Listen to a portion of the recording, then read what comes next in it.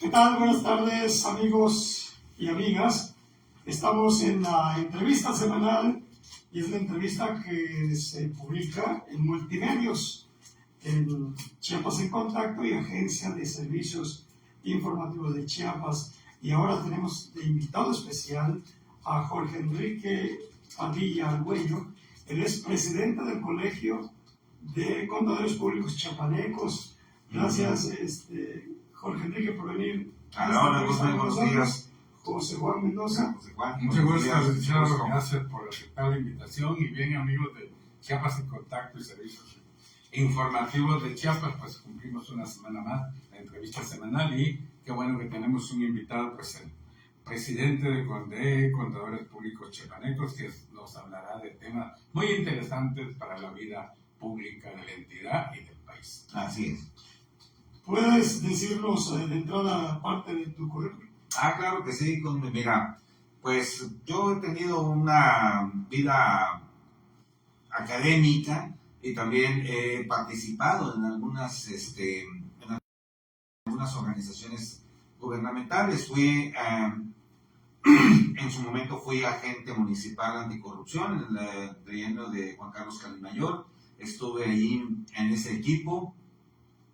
Desafortunadamente los tiempos y las condiciones de ese momento no nos permitieron desarrollar bastante nuestra actividad como agentes anticorrupción. He también estado como oficial mayor de la Academia Mexicana de Derecho Fiscal, capítulo Chiapas, y también soy docente de la materia de Derecho Fiscal y Seguridad Social en la Facultad Libre de Derecho de Chiapas. Y actualmente soy presidente del Colegio de Contadores Públicos Chiapanecos. Y precisamente queríamos que el público de nuestro auditorio supiera esto porque eres una voz autorizada para hablar del tema que vamos a platicar. Y se trata del impacto que ha tenido la reforma al Poder Judicial de la Federación. Ustedes lo analizaron en su momento como parte de la Academia de Derecho Fiscal. ¿Qué es lo que vieron, qué veían venir y lo que estamos viendo? Bueno, en un inicio, lo que nos dijeron que era la justificación para la reforma al Poder Judicial de la Federación era el acceso o democratizar la elección de los jueces, evitar el nepotismo, evitar el influyentismo. O sea, diversos vicios que se le achacaban al Poder Judicial de la Federación. Para ello, entonces, reformaron la Constitución y programaron la elección de los jueces y magistrados. Ahora bien, se hizo el proceso electoral en el cual pues no hubo una participación ciudadana importante. Únicamente fue el 10% del padrón electoral, además de que se vivieron algunas cuestiones un poquito complicadas de analizar, ¿no? Como por ejemplo los mentados acordeones, etcétera, ¿no? También el perfil de las personas que iban a ocupar o que estaban siendo nominadas o para ocupar esos cargos, pues en algunos casos no reunían una carrera judicial avanzada, sino que eran auxiliares, inclusive personas sin experiencia. Pero también habían personas con mucha experiencia y también con carrera judicial, o sea, había un desbalance. Lo positivo es de que hubo un acceso del ciudadano para elegir a los jueces. Tal vez la área de oportunidad o lo criticable es de que cualquiera se podía proponer.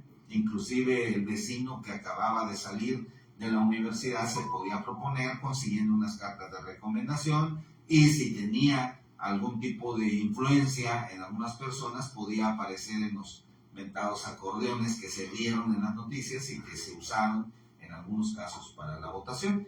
¿Qué consecuencias hubo? En primer lugar, se eligieron personas que en el transcurso de estos días en que ya estaba en operación el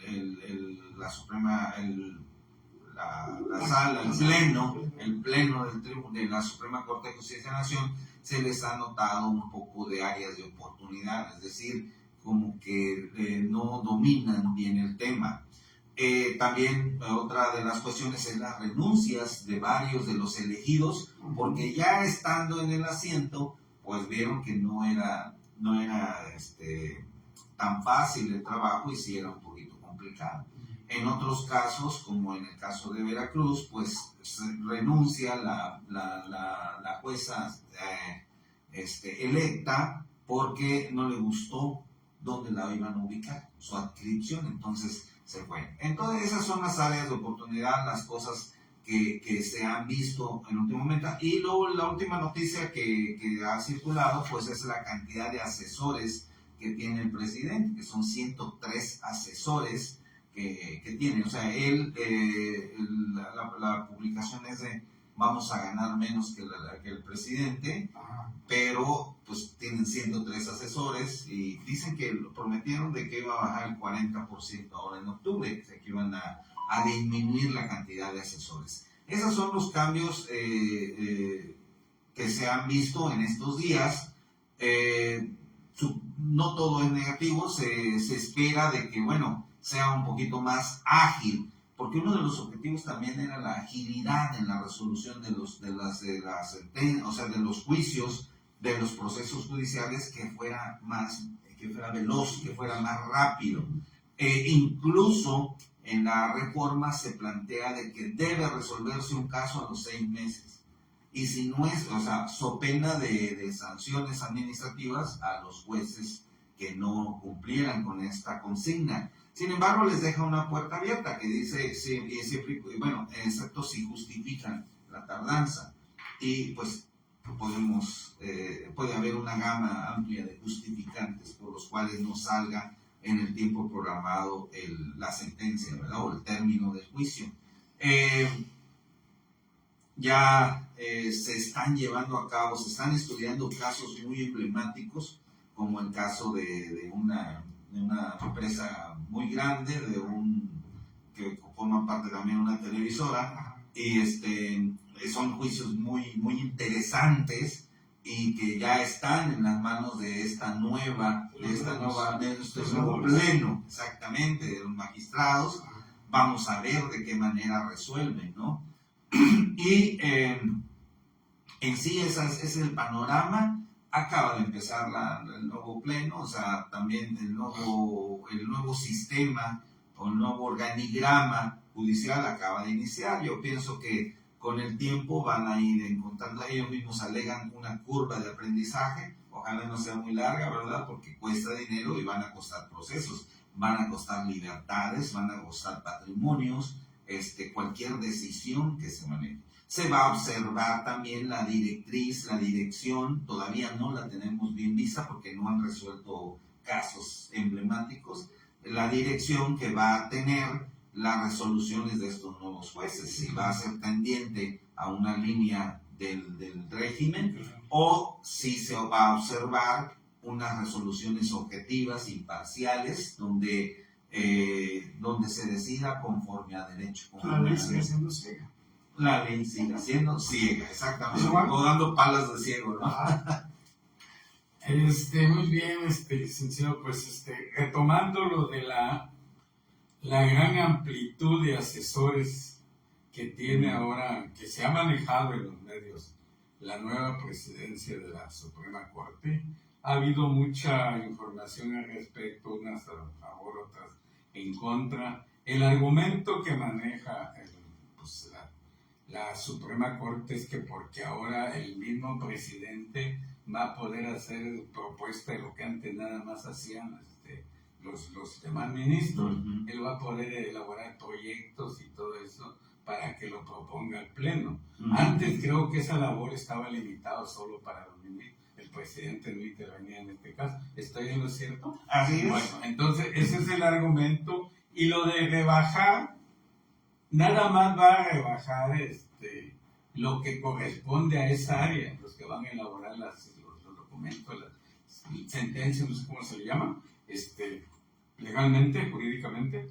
Entonces solo va a bajar por ahí, que al final de cuentas va a quedar, si es que lleva a cabo a partir del próximo mes, va a quedar con 84 asesores, lo cual multiplica, dice, lo que antes se criticaba. La presidenta que salió, la que dejó, terminó su encargo ahora que entró a la nueva Suprema Corte, tenía 6, dicen, únicamente, y ahora va a tener 84 elementos a su cargo. Yo creo que eso, aparte de aminorar los costos, los gastos, va a incrementarlos, porque cada uno gana desde 36, según lo que se manejó, desde un empleado menor que gana 36,000 pesos hasta 108,000 pesos en jerarquía. Entonces se habla de un gasto superior a los 6 millones de pesos mensuales. Entonces, realmente, ¿dónde está el cambio? Y precisamente uno de los de los objetivos de este cambio, de este nuevo esquema, era la disminución o la minimización o la disminución del gasto, del costo en los procesos judiciales. Y más exactamente. Ahora, por una parte, hay una justificación válida, pudiéramos decir, de que acaban de entrar. Sí. Todos tenemos una curva de aprendizaje, o sea, en todas las áreas, en todos los ámbitos hay curvas de aprendizaje, y yo pienso que por ello se metieron muchos asesores. Por una parte, respondiendo a la primera pregunta, el primer comentario, sí, en este caso, el presidente del Pleno no hacía proyectos, sino que los presentaban los demás ministros. Esta persona coordinaba nada más toda la presentación del proyecto, la discusión, la votación del proyecto, y le daba instrucciones al secretario para que levantara la nota, ¿no? De cómo se había aprobado o rechazado cierto proyecto de sentencia. Ahora, según el anuncio que hizo el actual presidente, es de que él va a meterse, como decimos comúnmente en el trabajo, a la talacha, es decir, él también va a hacer proyectos de sentencia. El asunto es de que se va a llenar de trabajo porque desafortunadamente la estructura del Poder Judicial minimizó la cantidad de personas también que trabajan en ella y no se están dando abasto. Es decir, hay muchísimo. Ahora, ¿qué es lo que en la realidad lo hemos observado? Es de que uno mete ciertos juicios a los jueces de distrito, o a los tribunales, ya sea laboral o de amparo, entonces, o de laborales o administrativos, y estos generan una sentencia, y si confirman las resoluciones o los cargos que le hacen al contribuyente o al patrón o a X gente, dependiendo de la materia, estas personas podían solicitar el amparo. Y esto lo resuelven los magistrados, magistrados de los colegiados de circuito. El amparo, entonces, niegan o no amparan. Si niegan el amparo, dependiendo del asunto, si es un asunto pesado y tiene bastante experiencia el abogado, podría subir esto en revisión al Pleno de la Suprema Corte de Justicia de la Nación. Ahora lo que anunciaron que van a hacer es, como es tanto, o sea, los magistrados no quieren meterse en problemas, niegan amparos y muchos se van al Pleno, y en el Pleno, pues tanto el trabajo que les está llegando, que van a bajarlo a los colegiados de circuito para que estos resuelvan. Entonces van a delegar esa función de la Suprema Corte, del Pleno, a los colegiados de circuito, que estos son los que generan las sentencias hacia arriba, y ahora les van a volver a dar. Sí. Yo pienso que si un colegiado, por ejemplo el 20º que está aquí en Chiapas, decreta o determina negar el amparo a alguien, el afectado, el quejoso, puede recurrir al Pleno en un recurso de revisión, y el Pleno lo va a mandar a un colegiado, pero no creo que lo mande al mismo que generó la negación, ¿no? O sea que ahora el sujeto a justicia puede sentir en un momento dado que pues no va a tener resultado contrario cuando vaya a buscar a la sala superior la atención de su juicio. Así es. Con las personas que he platicado, manera personal, de las personas que he platicado, pues sí hay ese temor, ¿no? De que no haya una impartición de justicia objetiva e imparcial, sino que sea un poquito a conveniencia o en línea con el régimen, con la ideología, la doctrina o los objetivos que persigue el régimen. Hay algo que es muy importante mencionar, no es exclusivo de nuestro país, es en general la doctrina de derecho administrativo, la doctrina del Estado, ¿sí? Menciona que la ideología que se pone en el Estado debe de estar acompañada o soportada también por los tres poderes. Entonces, estos deben de coadyuvar, pero no es lo mismo que un régimen dicte las decisiones de cada uno de los poderes a que un régimen tenga las habilidades de estadista para tener una negociación con los poderes. Es decir, los poderes deben de ser mixtos todos, tomando en cuenta todas las opiniones, a los ciudadanos, a los grupos, a todos, y de eso el Estado o el estadista tiene que convencer a todos los grupos de que ese camino es el mejor. Es diferente a que el Estado le dicte las decisiones a todos los grupos, o sea, es un Estado que tiene influencia, poder una capacidad de imposición de la línea política al estadista, que independientemente de la ideología o de la inclinación política de todos los demás grupos de personas en el país, puede convencer, negociar de manera diplomática, de manera política, con todos los grupos para que apoyen su proyecto de nación. Entonces ahí, si nosotros podemos observar, pues llegaremos a la conclusión de qué tipo de Estado estamos hablando, ¿verdad? Pero, licenciado Andrés, con esto parece que lo que se buscaba antes era avanzar un poco más y esto nos hace que nos estamos regresando otra vez a tiempos que seguramente ya lo habíamos vivido, ¿no? Sí. Se supone que iba a ser más ágil, más libre y todas las decisiones que se tomaran los tres poderes que tenemos, pero esto lo concentro otra vez a lo mismo. Sí, ha habido manifestaciones, comentarios de expertos, de consultos, de eruditos en materia de jurídica, en el cual sí mencionan que hay un retroceso en este tipo de impartición de justicia por el esquema que hay, por las afiliaciones de las personas, ¿no?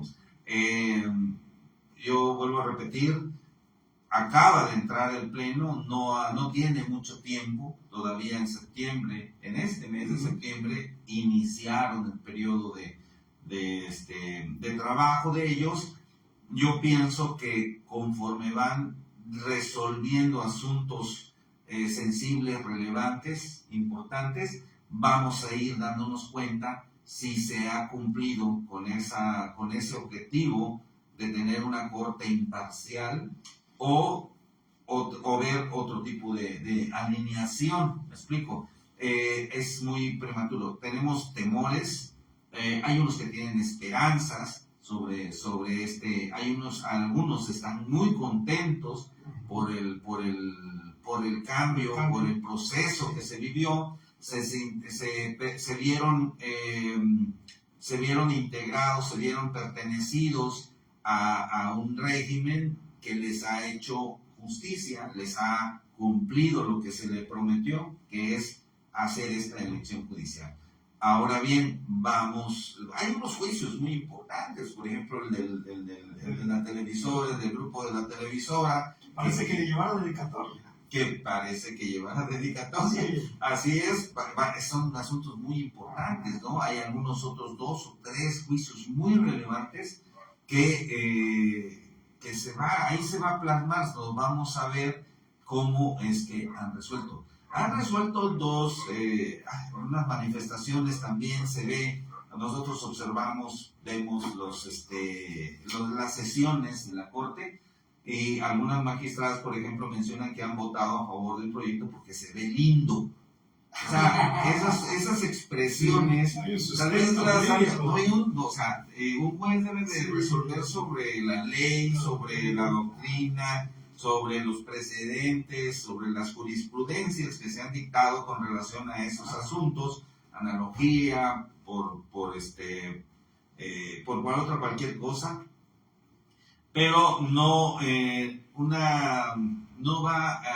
influir el sentido de un voto porque algo se ve lindo. ¿Me explico? Pues es parte del impacto que podemos decir ya se está dando del Poder Judicial de la Federación, con una reforma que se ha consumado, y vamos a seguir viendo más impactos sin duda. Sí. Esperemos que sea de beneficio para la justicia de los mexicanos.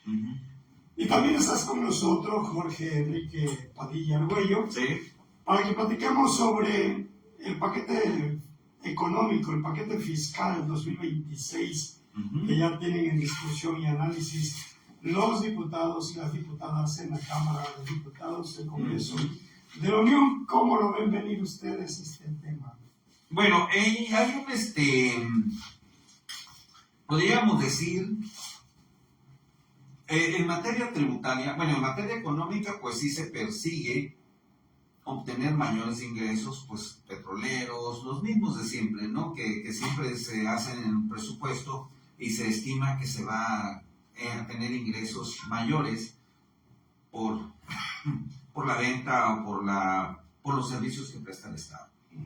En materia tributaria, aterrizando un poquito a la materia tributaria, no hubo realmente cambios o modificaciones o aumento de impuestos. Bueno, aumento del impuesto sobre la renta, que es el que nos afecta a la mayoría de los empresarios y los trabajadores del país, porque es el impuesto que pagamos de nuestro bolsillo, y tampoco de IVA, que el IVA que es el que nos paga, que paga el consumidor final cuando compra algo. Una idea incorrecta, una apreciación incorrecta es de que el empresario es el que paga el IVA. El empresario lo paga, o sea, es el que entera el dinero, pero que recauda. El que recibe el dinero del cliente, del consumidor final, y lo pasa al SAT descontando lo que él ya pagó. Pero a veces algunos empresarios tienen la sensación de que ese dinero que van a pagarle al fisco por IVA es dinero de su bolsa, cuando realmente es dinero del consumidor final. Bueno, en estos dos impuestos no hay cambios. Y eso es que bueno. Pues sí. Sin embargo, en el impuesto especial sobre producción y servicios, quiero comentarles que ese es un impuesto que se establece por actos o actividades dañinas a nuestro cuerpo, dañinas al medio ambiente, o que le provocan un deterioro patrimonial al Estado. Por ejemplo, el IEPS se carga, el impuesto especial sobre producción y servicios se causa por la compra de gasolina y combustibles. La gasolina es un agente contaminante. Se carga también cuando compra uno botanas, como las papitas, los cacahuates, los chocolates, todas aquellas bebidas que tienen más de 250 calorías por cada 100 gramos. Entonces, son dañinas porque dan diabetes, obesidad, hipertensión, etc. Se cargan también por el alcohol, el tabaco, ¿sí? Por el internet. Por ese tipo de servicios pagamos el IEPS, porque son dañinos a la salud, y se supone que ese dinero que recauda el fisco es para dárselo a los entes públicos y privados que tratan ese tipo de enfermedades como la diabetes, etc. Y también para regenerar el medio ambiente, para minimizar el impacto de los gases de efecto invernadero, los contaminantes, etc. En México, como tal, se mete en una bolsota general y se distribuye. En otros países, en Europa, por ejemplo, Finlandia, Dinamarca, tienen entes que ellos son los que reciben esos dineros, porque ellos son los que se encargan de hacer ese tipo de prevenciones o reparaciones o mantenimientos. Bueno, el IEPS sí aumenta de manera sustancial en este año. Los cigarros van a tener un incremento importante en impuesto. Ya los comerciantes, a pesar de que todavía no ha aumentado el impuesto, pues ya lo aumentaron, ¿no? Sí. Una cajetilla de cigarros, los refrescos ya están costando un poco más.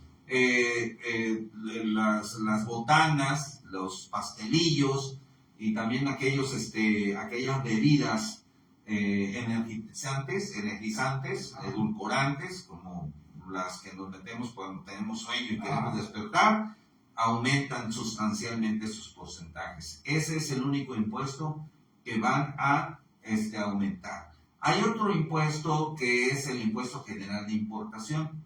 El impuesto general de importación queda de la misma manera, pero los aranceles son cuotas que se le cobran a las personas que están importando cierta mercancía del extranjero. Y en el extranjero tenemos países con los cuales tenemos tratados de libre comercio y algunos que no. Entonces, los aranceles para los países con los que tenemos tratado no van a aumentar, pero sí aumentaron sustancialmente los porcentajes a los países con los cuales no tenemos tratado de libre comercio. Ahora, esto también lleva dedicatoria. China. China no tiene tratado de libre comercio con nosotros, y le van a subir sustancialmente el porcentaje de impuestos de aranceles por la mercancía que reciben. Porque pues estamos cumpliendo con el llamado, la solicitud amable de nuestro vecino del norte. Que dice, aunque se diga que no. Exactamente. En atención a esa amistad que tenemos entre países, es de que se está proponiendo aumentar, y no nada más China, porque hay otros países también con los cuales no tenemos tratados de libre comercio, y de esos países para acá van a subir los aranceles de una manera sustancial. Al subir los aranceles, licenciado, sí, lógicamente, si ya tenemos, sobre todo hablando del producto chino, vemos, en cualquier lugar que vayamos, encontramos cantidad de tiendas distribuidoras de productos chinos, inclusive ya la mayoría de los productos que se venden en los establecimientos establecidos encontramos ya que ya no es producto nacional o de origen con patente, ya todo es producto chino, porque se sienten muchas cosas que hasta te ha acostumbrado a cierta forma a estar consumiendo un producto, al ver el cambio, al comprarlo de nuevo, se uno cuenta que es un producto extranjero. Y me encuentro uno que es hecho en China, güey. Sí, a pesar de todo esto, si le aumentan más los aranceles, yo creo que el consumo no va a disminuir, sino que al contrario, lo que va a generar es más contrabando, que nos lleguen las cosas mucho más por la otra vía que siempre se ha manejado, pero si se trata de controlar, creo que esta no es la medida adecuada. ¿Usted cómo lo ve? Dice que como conocedores del tema. Sí, definitivamente. Cuando se cierran las puertas en las leyes a ciertas actividades, lo que se estimula es de que la hagan de manera ilegal. Sí. En este caso, como usted bien lo dice, va a entrar o se va a incrementar, o se piensa que se va a incrementar el contrabando, porque va a seguir entrando esa mercancía, pero ahora sin viso de las autoridades, ¿no? Y si entrara de manera legal, el aumento de los aranceles provocaría un aumento de los precios, ¿sí? En México se ha manejado ese aumento de precios, poniendo una acotación aquí. El aumento de los precios o la inflación se ha venido tratando con algo que se llama reduflación. No sé si ustedes han observado, antes pues habían unos gancitos como de 15 centímetros, y un poquito más gruesos, y costaban 20 pesos, ¿no? Ahora ustedes ven unos gancitos como de 7 centímetros, chiquitines, y cuestan 20 pesos. Es decir, no ha habido aumento de precio, lo que ha habido es una disminución del producto recibido. Y ustedes lo pueden observar donde quieran. Y podemos decir, bueno, excepto que el gobierno esté midiendo la inflación con relación a la cantidad de producto que se está vendiendo y no por el precio del producto en sí. Si dice el gansito estaba a 20 y ahorita está a 20, Se mantiene. pues está manteniendo el precio, no ha habido aumento, ¿no? Pero si dice por gramo de gansito que costaba 20 pesos, cada gramo, 100 gramos valía 2 pesos, y aquí, o 20 centavos, y este gansito pues ya tiene 500 gramos, pues el de 10 vale 40 centavos, ¿no? Entonces sí ha habido un 50%, un 100% de incremento en la inflación. Y esa inflación no la vamos a quitar, yo creo que en los próximos años. No, va a seguir hasta que el gansito sea como el tamaño de una... Tan sencillo, no se consuma. Nada más como hostia, ¿no? Se chupa y vámonos. Sí, porque eso es el efecto, ahorita se está manejando, y eso fue se observa, bueno, yo en lo personal observé que fue después de la negociación con empresarios, donde dijeron para control, porque la inflación venía galopante, hubo una reunión con empresarios y de ahí empezó a disminuir la cantidad de producto que nos venden, La cantidad del gramaje. el gramaje del producto que nos venden, y lo pueden observar en todo, e inclusive en los refrescos embotellados. Antes eran de 600 miligramos, sigue existiendo, pero ahora ya crearon la más chiquitita que tenía el precio del anterior, de 250. Exactamente. Entonces es un concepto económico que se llama reduflación, y eso nos lo enseñó un experto. Bueno, pero en este paquete económico con el cual trata el gobierno de poder obtener pues dinero para las arcas, pero cómo apunta la distribución de estos presupuestos, de estos recursos para el campo, por ejemplo, o para el desarrollo económico y de inversiones. Sí, realmente todo el dinero recaudado, lo que se pretende y lo que está en el paquete económico, el grueso del dinero recaudado se va a programas sociales, ¿sí? A las becas del bienestar, a las pensiones de adultos mayores, ahí se va todo. Y muy poca cantidad se le está generando a las agapes, que le llamamos a la agricultura, ganadería, pesca, se le está dejando prácticamente igual. No se le está dando un impulso este año a ese tipo de servicios. Más que nada se está yendo hacia las prestaciones sociales, ¿no? Pues evidentemente pues son las que generan un mayor beneficio político, ¿no? al gobierno. Sí, pero eso es lo que también otros sectores han bastante comentado y criticado. Sí, yo creo que en lugar de tener tantos programas como lo hay ahora, que a algunos sectores impacta, pues es lo único que tienen, en lugar de dar los apoyos que se llaman los atractivos, tiene un nombre que ahorita no se me viene, debería mejor generar fuentes de empleo, crear negocios, no sé, los micronegocios, en una época le llamaron changarritos y todo eso, pero eso ya no se está generando, al contrario, los trámites que se tienen que hacer para abrir un negocito de estos son más engorrosos que otra cosa. Entonces lo que decía, comercio informal, por un lado, pero por el otro lado son programas que nada más, como usted dice, nada más sirven para mantener al ciudadano cautivo. Sí, pero eso no le ayuda a prosperar, y eso lo único que genera es gasto. Y si no tenemos la suficiente recaudación, ¿sí? ¿Qué vamos a tener que recurrir? A los préstamos otra vez, ¿sí? Nos habían dicho que no habían préstamos porque todo estaba muy bonito. Sin embargo, ahora parece que sí tenemos, la deuda que teníamos ya se incrementó. En lugar de deber 100 pesos cada uno, que no son comparativos, ya debemos 1000, ¿sí? Entonces yo creo que es una política inadecuada, ¿no? Y ahorita el proyecto de fiscal que viene, no sé si ya prohibió todo eso, pero por lo pronto le digo, aumentar aranceles ya es una situación que no sabemos exactamente cómo va a impactar a partir de que se aplique la nueva reforma fiscal. Así es, evidentemente sí, así es, ese tipo de...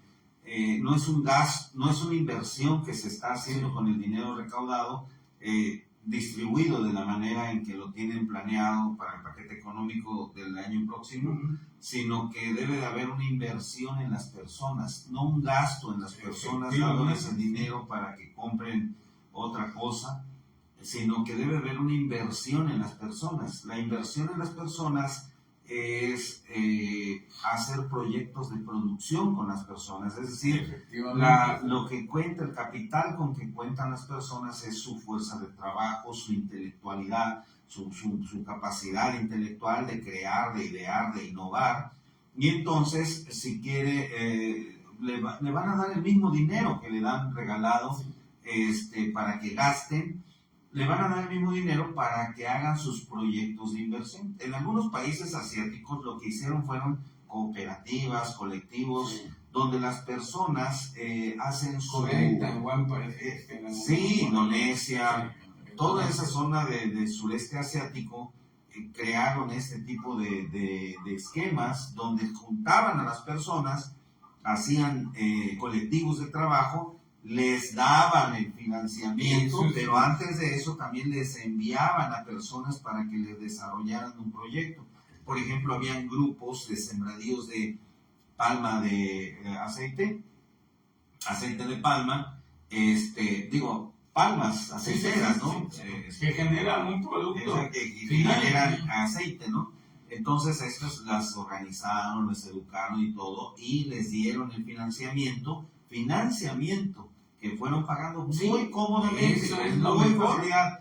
Y si estaban en pérdida, si no resultaba el proyecto, pues el gobierno lo asumía, pero al final de cuentas invertía en las personas, no gastaba en las personas. ¿Explico?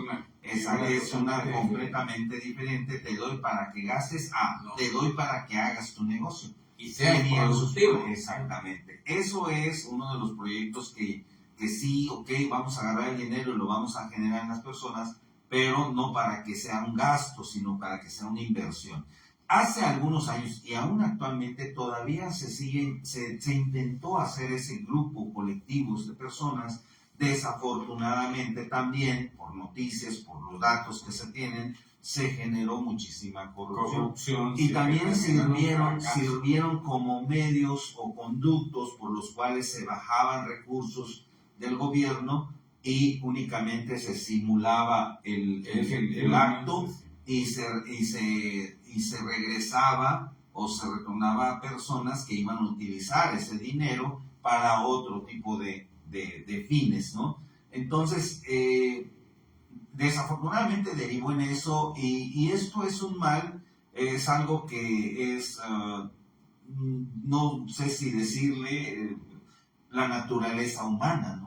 Una vez que tenemos el arca abierta, pues todo el mundo quiere meter mano, ¿verdad? Sí. Entonces, la propuesta sería en un momento determinado es, ok, generar ese tipo de trabajos o de organizaciones colectivas en las cuales se invierta el dinero, se financie, pero también tener un sistema de vigilancia y de vigilancia para que no haya malos manejos y no haya corrupción en el manejo. Y a todo esto, ahora que está precisamente ya en el análisis de este paquete económico, los sectores, en el caso de contadores públicos, pudieran hacer sugerencias. ¿Estamos a tiempo? De hecho, con relación a la reforma del paquete económico, sí, el Instituto Mexicano de Contadores Públicos presentó en agosto, el 25 de agosto, del 25 de agosto de este año, presentó un paquete de sugerencias para la reforma. Hace un mes exactamente,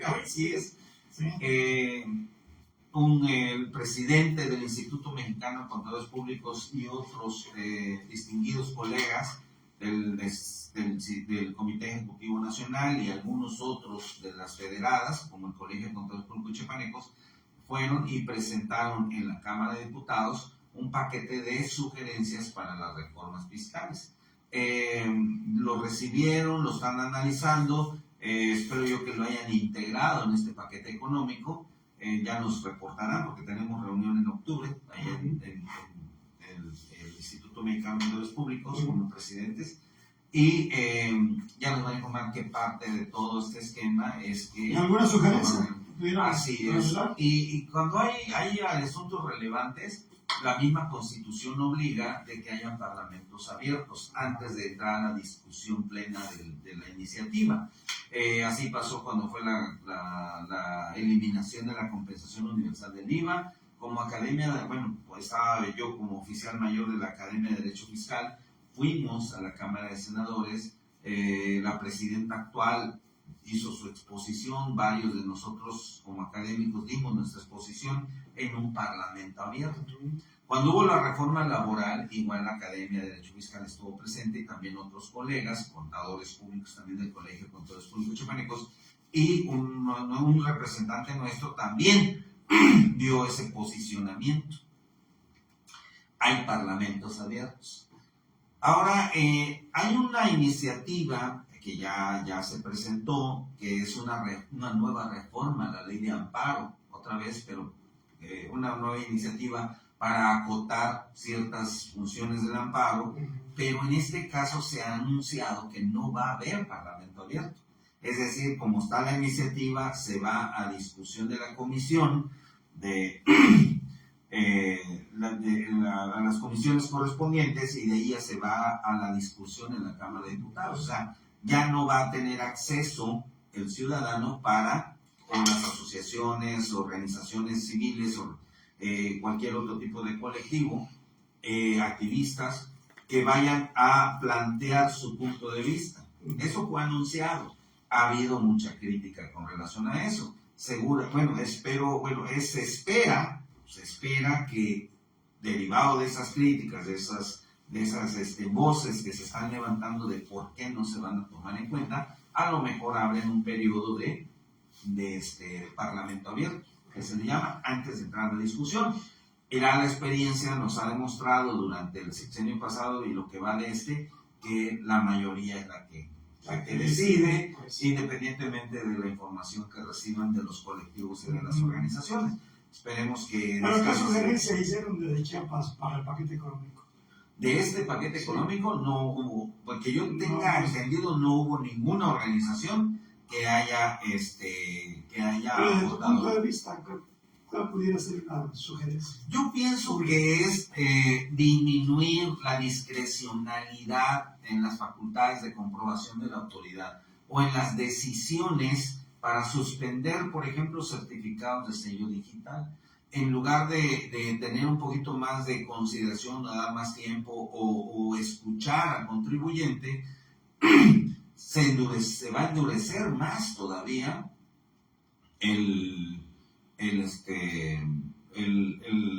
la cancelación o suspensión de los sellos digitales. ¿Qué son los sellos digitales? Son archivos electrónicos, son llaves electrónicas para que el contribuyente pueda facturar a sus clientes. Si no tiene ese sello digital, no va a poder facturar a sus clientes y por lo tanto no va a tener los ingresos recibidos y va a tener un gran problema con su cliente, porque el cliente le va a estar exigiendo la factura y no lo va a poder dar. Entonces, la cancelación de sellos digitales no debe de ser tan drástica, tan discrecional por parte de la autoridad. Ahora, debe de dar un poquito más de plazo para la aclaración o resolver en el menos tiempo, porque a veces se lleva mucho tiempo después de una aclaración para que liberen otra vez el uso del certificado de sello digital. Genera mucha problemática. Otra cosa, repiten, o sea, mandan a solicitar información, se les aclara y vuelven a solicitar la misma información, se les aclara y todo. Y el tercero es también que vigilar que los procedimientos de auditoría, por ejemplo, no se cometan errores por parte de los auditores de la autoridad. Es decir, y que también se analice a profundidad las pruebas o las aclaraciones que está otorgando el contribuyente. Se ha observado, por ejemplo, cuando se termina una auditoría, nos dicen, encontré esto, tienes 20 días para aclararlo o presentarme las pruebas. Y en esos 20 días el contribuyente aporta sus pruebas y al final, en el acta final de la auditoría, mencionan, analizamos y no encontramos, no desvirtúan ni nada, porque esto y otro, con unos argumentos y expresiones muy vagas, muy como que fue analizado la carrera o simple y sencillamente no fue analizado a profundidad. También porque los funcionarios de la autoridad tienen los tiempos limitados. pero el funcionario, pero la ley les otorga eso y tienen que meter más personal para que puedan realizar todas las labores que les obliga la ley. Nosotros, bueno, eso es lo que pidiéramos que se acotara. Y otro, el último punto, es cuando la autoridad, cuando una autoridad determina un crédito fiscal, si este crédito fiscal no rebasa el $1,000,000, un poquito más, la PRODECON, la Procuraduría de la Defensa del Contribuyente, puede ayudar o defender al contribuyente siempre y cuando no rebase esa cantidad de manera gratuita. Lo representa y se pelea con el SAT, es decir, lleva un proceso de litigio con el SAT sin costo para el contribuyente.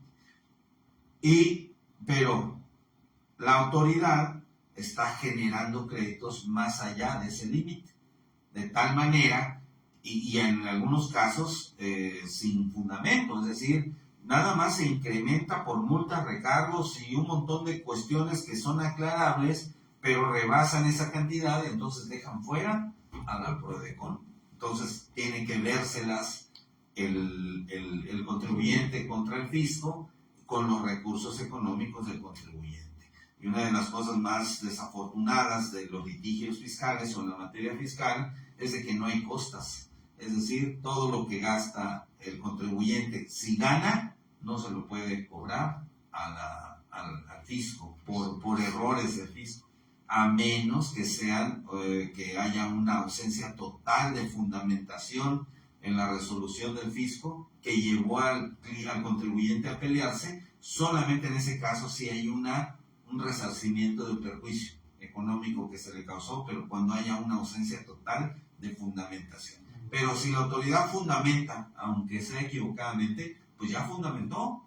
O sea, ¿lo aclaras? Y en lo que lo aclaras te va a valer cuánto te cobra un abogado, 20%, 30% de un crédito fiscal. Y si estamos hablando de un crédito fiscal de 10 millones, 12 millones, 13 millones, que son los que actualmente están determinando, pues el contribuyente está pagando 3 millones, 2 millones de pesos por un juicio en el cual pudo haber tenido todas las pruebas. Y si me permiten, les quiero dar un tip también a nuestros escuchas que son empresarios, es de que en primer lugar, desde el inicio de la auditoría ya deben de tener la asesoría de un abogado fiscalista. Puede ser un contador con experiencia fiscal también, pero que debe de tener una experiencia fiscal comprobada porque se tienen que cuidar muchos puntos, muchas declaraciones que se tienen que hacer o aclaraciones escritos, expresiones que se tienen que dar a la autoridad y dependiendo de esas expresiones también va a constar el resultado de la visita.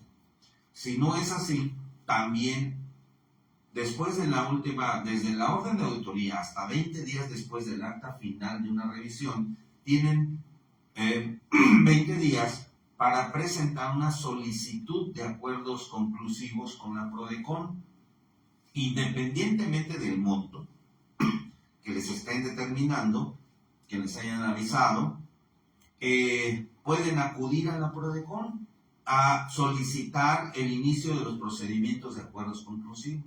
Este procedimiento le va a dar un año para aclarar.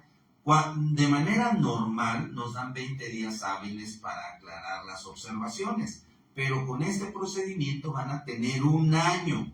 Evidentemente ir de la mano del contador, o sea, el contador tiene que ir aclarando, pero les va a ampliar un año. Al terminar, o sea, durante todo ese año, la autoridad dice, no te valgo esto por esto. Y uno dice, aquí te va la aclaración y las pruebas. Y aquí, pero de esas pruebas me faltó esto. Pues ahí te va lo que te faltó de las pruebas. Durante todo un año, sin todavía un costo judicial. El costo, bueno, el pago de los honorarios de quien los vaya acompañando, pero de todas maneras es mucho menor. Y si se ponen de acuerdo con la autoridad, que en mi experiencia hemos tenido casos de éxito, casos en que se ha consensuado de manera parcial y casos en que no se ha consensuado. Ya en estos días se tiene uno que ir, no perjudica a la defensa, se tiene uno que ir al juicio, pero en el caso de un consenso 100%, pues se ha venido hasta eliminar completamente los créditos. Entonces la sugerencia cuando tengan una auditoría no se vayan al pleito directamente. Tienen ustedes el procedimiento de acuerdos conclusivos ante la PRODECON que les va a dar un año de oportunidades para aclarar, ¿sí? Y ya después defenderse, ¿no? Claro. Así es. Muy bien, pues bastante interesante la explicación que nos acaba de dar, porque la verdad que muchas de las personas que se dedican a cierto negocio no se sabe, deja uno todas las manos en el contador. Sí, a veces sí. el contador se hace bola solito y a veces es necesario que mejor acudir ante otra instancia, en este caso un abogado que sepa en esa materia, ¿no? Que sí, para combinar sí. esfuerzos y llevar un procedimiento más formal. Definitivamente. Sí, porque la verdad es que con Hacienda, cada vez un peso que uno le deba al año ya le debe uno, creo que 100 o 1000, algo así. sí. Entonces es el cuento de nunca acabar. ¿Y quién lo paga? El contribuyente. Al final de cuentas, si lo pierde, que la mayoría lo pierde. Viene un punto muy importante, licenciado, también que ha sucedido y me lo han comentado. También cuando se pide la reposición o devolución a veces del IVA. Ese es un caso que a mucha gente le ha pasado. Resulta que, digamos, el contador arma todo a porción de su declaración, de la cantidad que sea, y de repente dice, por ahí tengo IVA o algo que me tienen que devolver. Y hasta ese momento Hacienda no ha tocado nada, no devuelve. Pero al final de cuentas, en el momento que el contador hace la reclamación de ese sobrante de IVA o lo que sea, tengo aquí, a ver, me van a devolver tanto. ¿Qué pasa? Que nunca, lo único que le manda es una notificación que tiene errores en un montón de cosas, de años anteriores, y nunca le devuelven nada, entonces lo único que se hace es perder tiempo. Sí. Entonces, en esos casos, Hacienda nunca pierde, ¿sí? Nunca pierde, entonces, no tiene caso ni siquiera solicitar la devolución de ciertas cosas porque se va peor. Sí, definitivamente, en el caso de la devolución del IVA, pues la sugerencia, en primer lugar, es de que desde el principio, desde el momento en que se está haciendo el pago del IVA al proveedor, se guarden las formas, es decir, se cuiden todas las formas para que este IVA sea reembolsable en un momento determinado de que quede a favor, pues se solicite la devolución y no haya ningún problema, como lo es la materialidad de la operación y la razón de negocios, además de los requisitos formales de la operación.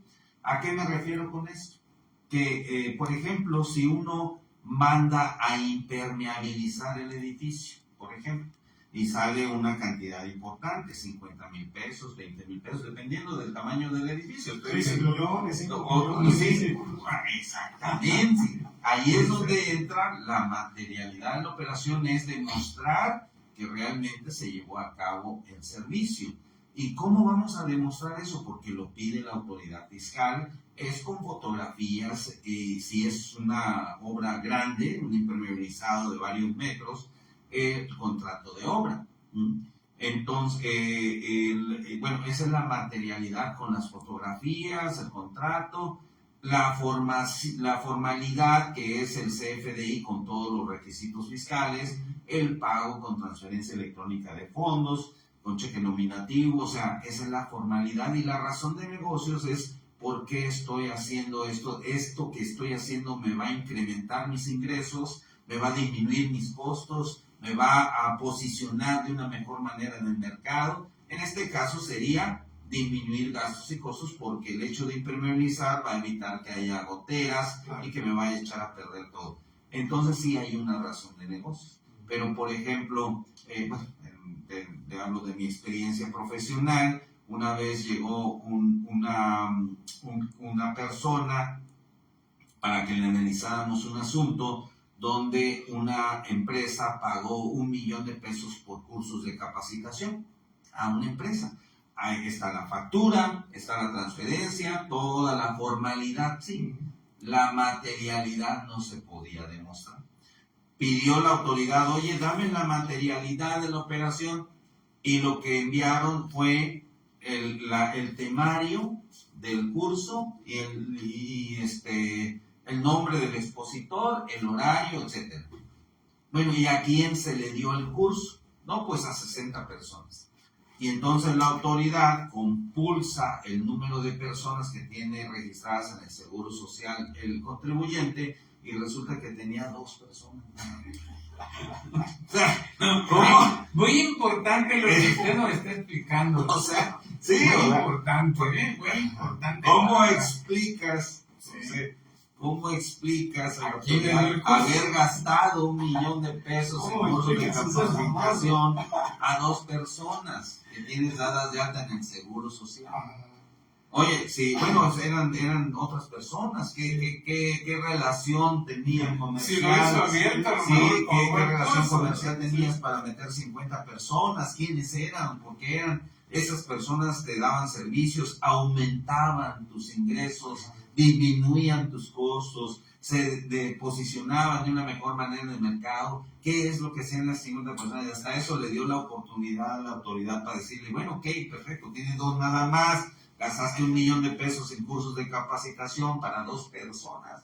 No. Al menos haya sido la secretaria o el secretario que haya estado muy guapo, muy guapa. Oye, Jorge. Sí. Y ya Bueno, ¿y en qué terminó? Discúlpame, compañero, pero ¿en qué terminó? Porque es muy importante. ¿Qué solución llegar? En ese entonces, bueno, ya tiene sus añitos, en ese entonces, o en ese caso en particular, la autoridad no había fundado y motivado sus facultades para realizar la auditoría. Se le atacó hacia la falta de facultades de la autoridad y no había fundamentado perfectamente esas facultades ni en la orden de visita domiciliaria ni en la resolución determinante del crédito. Por allí, pero y con eso de que no había facultades o no había dichos facultades, se declaró una nulidad para efectos, porque también esto se tuvo que la autoridad que corregir el error de no haber puesto sus facultades. Bueno, finalmente se cuela. Pero eso le va a servir mucho a muchas personas. A ver, Jorge Enrique Padilla. Sí. Ya con el tema del paquete económico, para cerrar ya la entrevista, hay un punto que a los prestadores de servicio ahorita les salta, y que hay algunas entidades que te piden comprobar la legalidad del CFDI. Uh-huh. O sea, la legalidad de la factura que estás expidiendo. Uh-huh. ¿Eso la ley lo exige? Sí. Bueno, de hecho, en materia de comprobantes fiscales digitales por Internet, o CFDI, facturas electrónicas se le llamaba antes, tienen que cumplir con todas las formalidades que le obliga el 29, 29A y artículos de las reglas de la resolución miscelánea fiscal. Cada uno de estos comprobantes, dependiendo de lo que me están vendiendo, tiene que ser perfectamente bien hecho.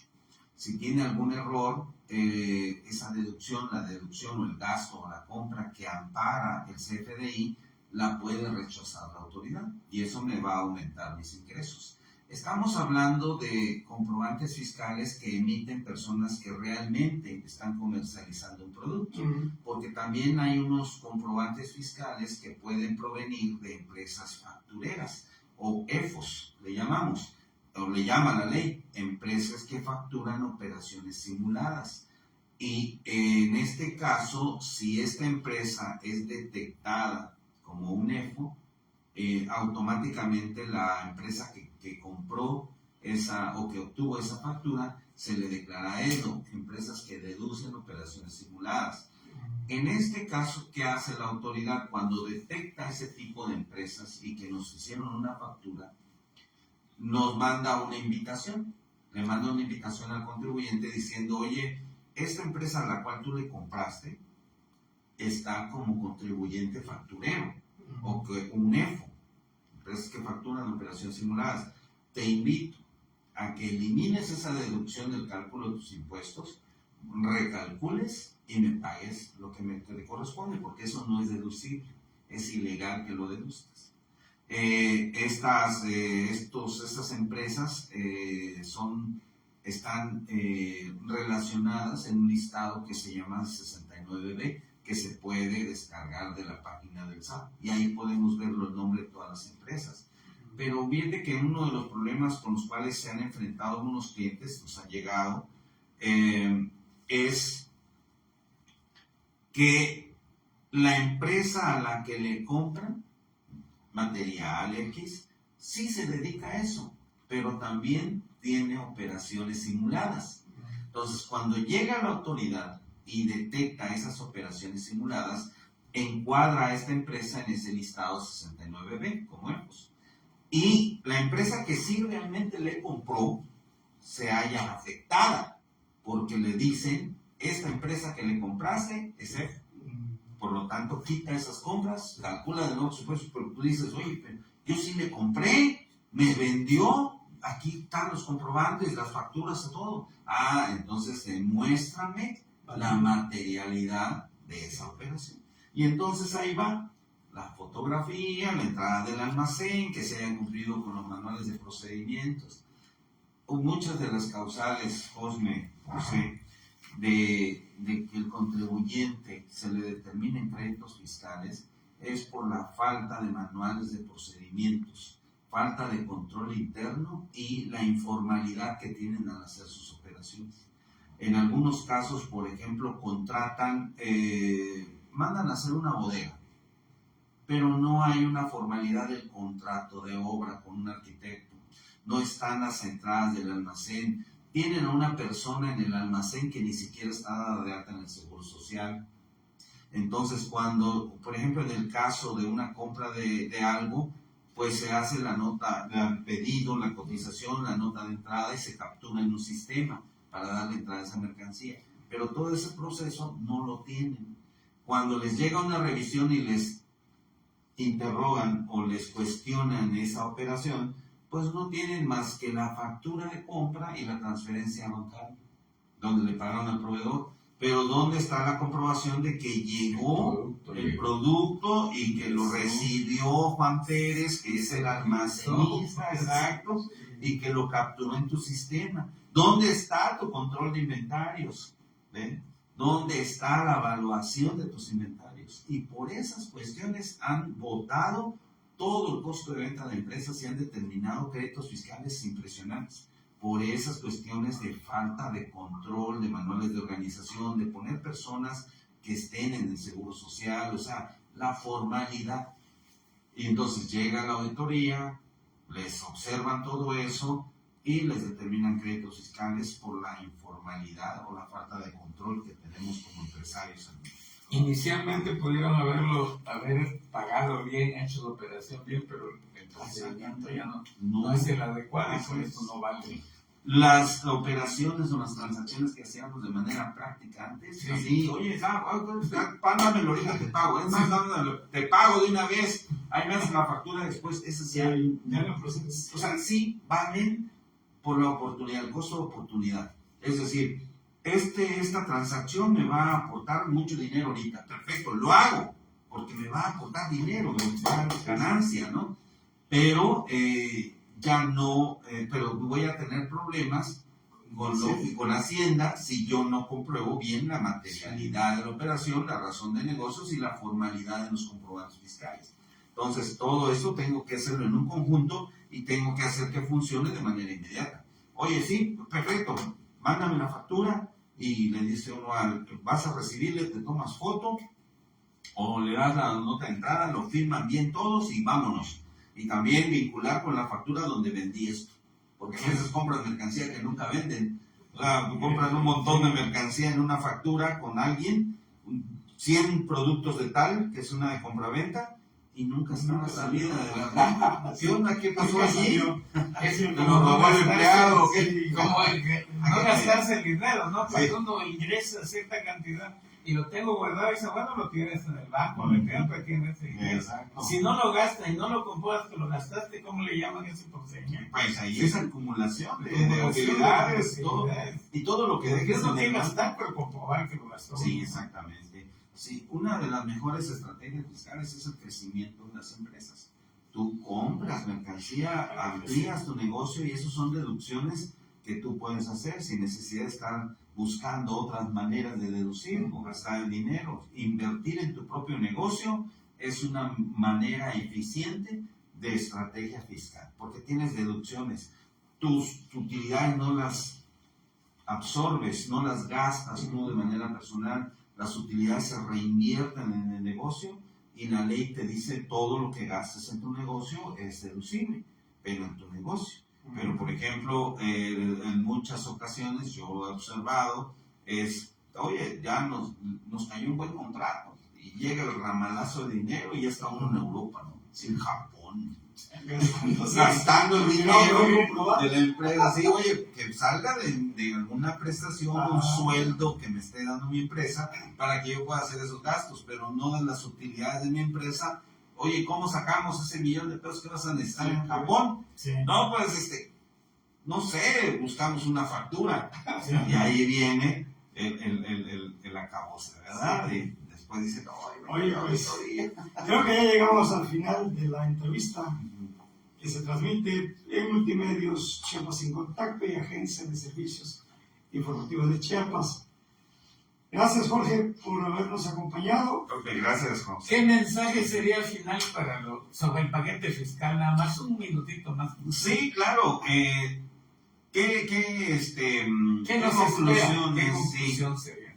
Bueno, en primer lugar es sí tener ciertas medidas de seguridad, cumplir completamente. En el aspecto de fiscal van a incrementar, se va a endurecer la revisión, las auditorías, ¿sí? El uso de la inteligencia artificial. La inteligencia artificial no tiene corazón ni mente, o sea, lo que le instruyan es lo que hace.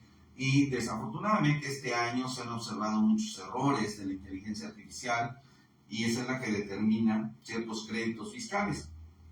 Se va a incrementar el uso de la inteligencia artificial, se van a endurecer las medidas de verificación, las facultades de comprobación van a ser más duras, van a tener más facultades los auditores y la autoridad para hacer las vigilancias. Aunado a eso, de que en la iniciativa de la reforma de la ley de amparo también ya no se van a otorgar suspensiones provisionales en materia de amparo en el caso de congelamiento de cuentas por parte de la UIF, tampoco en el caso de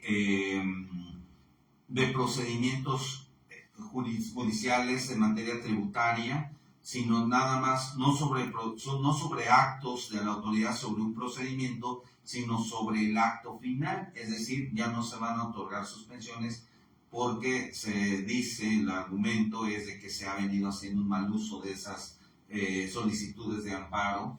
Volviendo al caso de Comercio Adelante, entonces. Así es, y además de eso, ya no se van a otorgar suspensiones en materia de lavado de dinero, de prisión preventiva oficiosa, etcétera, ya no se van a otorgar suspensiones. Entonces, ¿qué es lo que, número uno, el paquete económico viene mayor incremento de impuestos, pero en productos dañinos, de IEPS? Endurecer las medidas de vigilancia y de auditoría de las facultades de comprobación también se endurecen, la cancelación de sellos digitales por créditos fiscales firmes, o sea, te dejan sin dinero, la recomendación a todos es de que cuiden las formalidades de las operaciones que hacen en su negocio, la materialidad, la razón de negocios y la formalidad en los comprobantes y en la transacción misma, ¿sí? Esas son las recomendaciones y con eso, con esa armadura que vamos a tener, pues podemos enfrentar a la autoridad sin ningún tipo de problemas, pero teniendo conciencia de que la autoridad siempre va a llegar con el objetivo de determinar créditos fiscales y debemos de tener esas herramientas que nos otorgan también las leyes, como el caso de los procedimientos de acuerdos conclusivos que les platiqué hace rato. Son las mejores defensas y esa es mi recomendación final, mi conclusión de todo esto. Muy bien, licenciado. Gracias. Pues bien, agradecemos entonces que nos hayan acompañado y estamos muy agradecidos, Jorge. No, me gusta. Gracias a ustedes por el espacio. De última hora aceptaste la entrevista. Sí, muchas gracias, licenciado. Y muchos nos cancelan entrevistas ya cuando estaba hecho el compromiso. Sí. Por eso te agradecemos mucho. No, estoy a la orden. Cualquier otra oportunidad que tengamos de platicar, con todo gusto, nos avisan y nos echamos una vuelta. Y el objetivo, el propósito de este tipo de entrevistas es que el público, los mexicanos, los chiapanecos, tengamos toda la información necesaria, Sí, útil. así es. En Información caso es poder. de necesidad, licenciado, ¿dónde está el colegio de Bueno, el contadores? Colegio de Contadores Para cualquier Públicos. asesoría que para nuestro... ¿Qué pueden ustedes conseguir en el Colegio de Contadores Públicos Chiapanecos? Número uno, tenemos una página web. Lo que nosotros podemos conseguir en el Colegio de Contadores Públicos Chiapanecos, número uno, es el listado de todos los contadores que están colegiados. El estar colegiado es una garantía de que esta persona está capacitada y actualizada. Es decir, Eso nosotros es debemos de cumplir con muchos puntos de capacitación en el año y el colegio nos otorga esa capacitación. Si no tenemos esa capacitación, nos dejan de ser socios activos y nos pueden hasta correr del colegio.